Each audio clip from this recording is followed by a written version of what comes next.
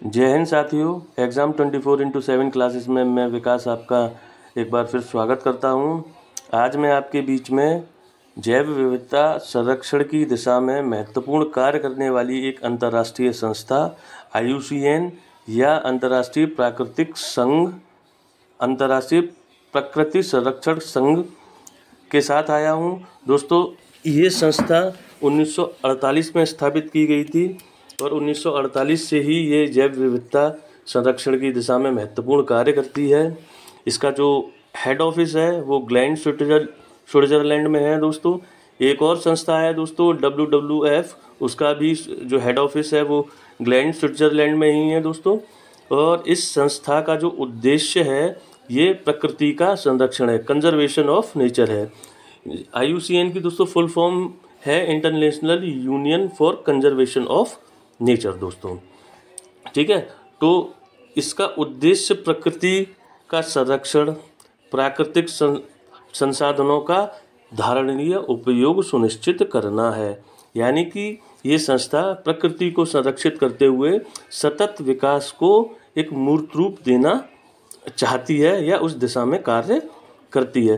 दोस्तों, एक बहुत महत्वपूर्ण बुक है या पुस्तक है जो उसके द्वारा निकाली जाती है, जिसका नाम है रेड डाटा बुक।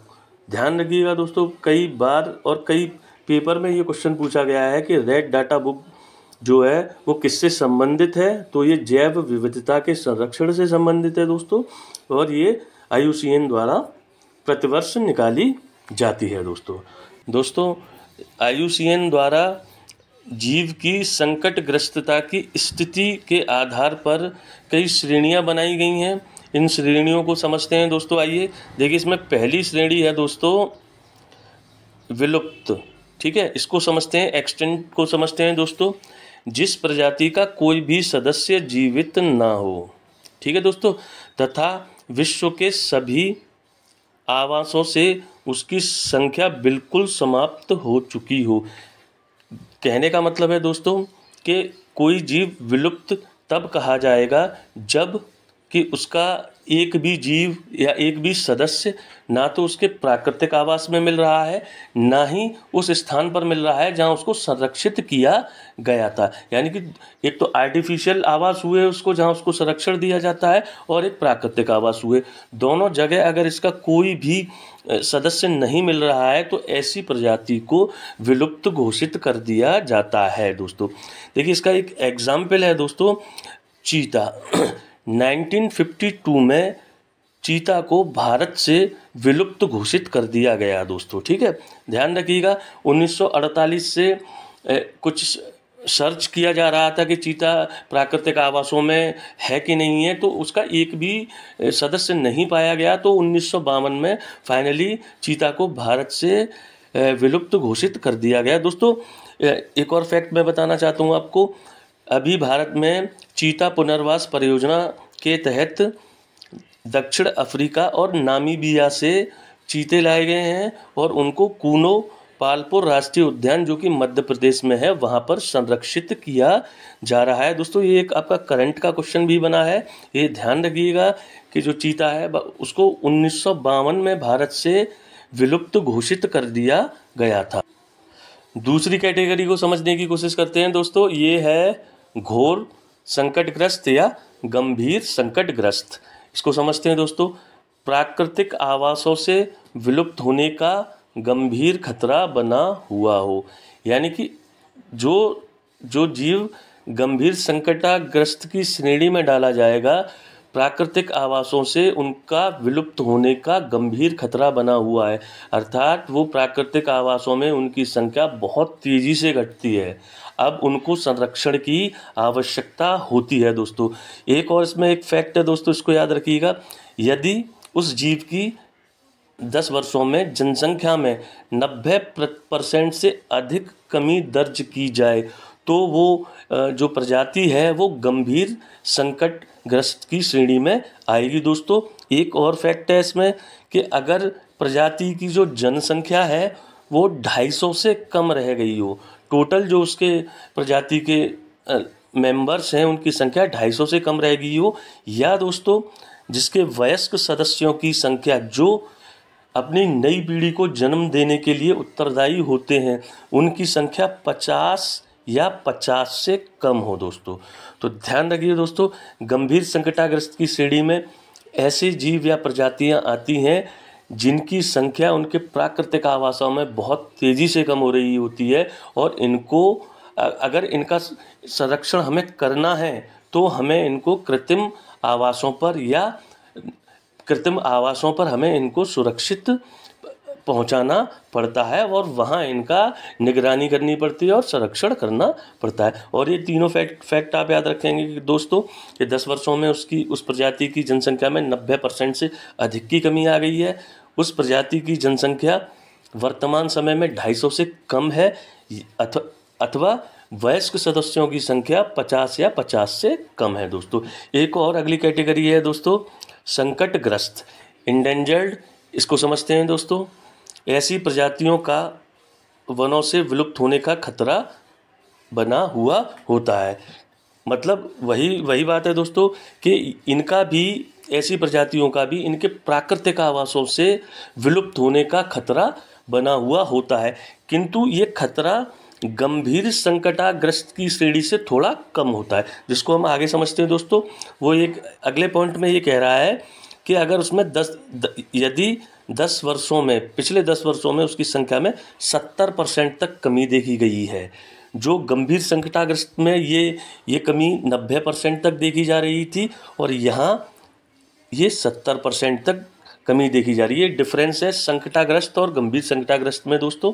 और इसके परिपक्व यानी कि वही वयस्क सदस्य जो अपनी अगली जनरेशन को जन्म देते हैं, उनकी संख्या या तो 250 होगी या 250 से कम होगी, ठीक है दोस्तों। जबकि गंभीर संकटाग्रस्त में ये संख्या 50 या 50 से कम थी दोस्तों। आइए दोस्तों अगली कैटेगरी को देखते हैं। ये कैटेगरी है सुभेद कैटेगरी, वनरेबल बोला जाता है जिसे। इसमें दोस्तों जो वो पहला पॉइंट है वो ये है कि यदि 10 वर्षों में उस प्रजाति की जनसंख्या में 50% तक कमी आ गई है, या उसके वयस्क सदस्यों की संख्या या परिपक्व सदस्यों की संख्या 1000 या उससे कम है दोस्तों।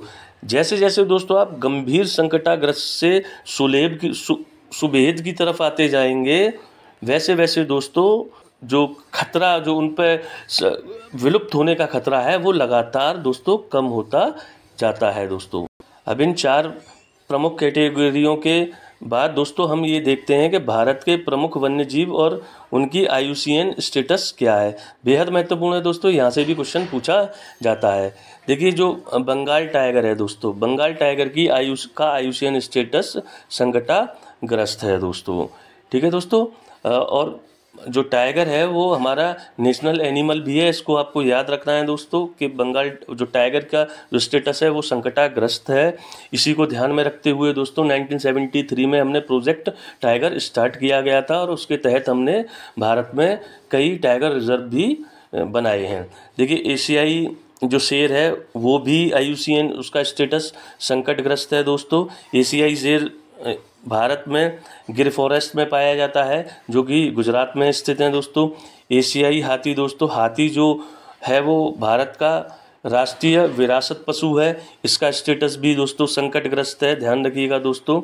और गंगा नदी डॉल्फिन या गैंगेटिक डॉल्फिन जो कि हमारा राष्ट्रीय जलीय जीव है दोस्तों, उसका IUCN स्टेटस भी संकटग्रस्त है दोस्तों। ये संगाई हिरन दोस्तों, ये मैंने बताया था आपको, ये जो भारत का एकमात्र तैरता हुआ राष्ट्रीय उद्यान है केबला लामजाओ, वहाँ पर ये पाया जाता है संगाई हिरण, और इसका भी IUCN स्टेटस संकटग्रस्त है दोस्तों।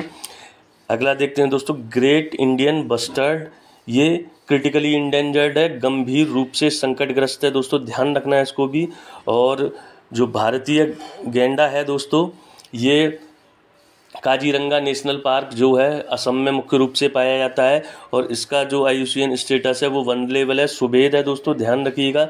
साइबेरियन क्रेन, इसका स्टेटस जो है क्रिटिकली इंडेंजर्ड या गंभीर रूप से संकटग्रस्त है दोस्तों। हंगुल या कश्मीरी स्टैग जो दाचीग्राम नेशनल पार्क है उसमें पाया जाता है, इसकी भी जो IUCN स्टेटस है वो क्रिटिकली इंडेंजर्ड है दोस्तों, ध्यान रखिएगा। ये जो दाचीग्राम नेशनल पार्क है दोस्तों, अब ये यूनियन टेरिटरी लद्दाख के तहत आता है, ठीक है दोस्तों, क्योंकि 2019 में जब हमने कश्मीर से आर्टिकल 370 के माध्यम से कुछ नए प्रोसीजर लागू किए वहाँ पे और 2 यूनियन टेरिटरीज़ बनाई, तो ये जो दाचीग्राम नेशनल पार्क है अब लद्दाख क्षेत्र में आता है दोस्तों। अब देखिए मालाबार सीबेट, ये दोस्तों ये भी क्रिटिकली इंडेंजर्ड के रूप में आता है दोस्तों ये ध्यान रखिएगा, निश्चित रूप से वन दरोगा के एग्ज़ाम में आपको इस टॉपिक से 1 या 2 क्वेश्चन जरूर मिलेंगे दोस्तों। तो अच्छे से पढ़िए दोस्तों इसको, और अगर ये वीडियो पसंद आया हो तो अपने दोस्तों के साथ शेयर करिए इसे। हमारे चैनल एग्जाम 24x7 को सब्सक्राइब करिए और कमेंट ज़रूर करिए दोस्तों। जय हिंद साथियों।